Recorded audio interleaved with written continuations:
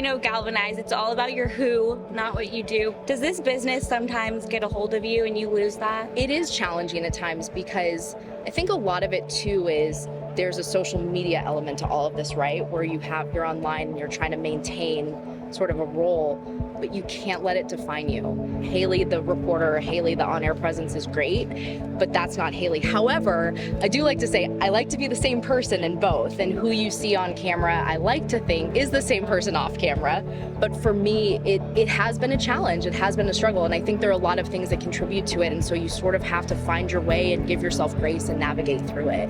You mentioned social media. How much pressure does that put on you now, recently in your career? There is pressure, but at the same time, you are who you are. Like, your brand is who you are. And so for me, on social media, Twitter is probably more news focused. On Instagram, you're gonna get cat photos. You're gonna get maybe what I cook on the weekends. Like, I like to be a person.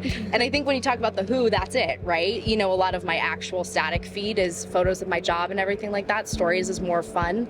There is a pressure to kind of keep up, but I just don't subscribe to the notion of having to sort of just flaunt everything. It's just not who I am. And so I think for me, there is a pressure to keep up. And I think sometimes it's not sort of the atypical way, or it's not the typical way of looking at it in the industry, but it's who I am and it's what works for me. And I think I'm okay with that and I'm at peace with that.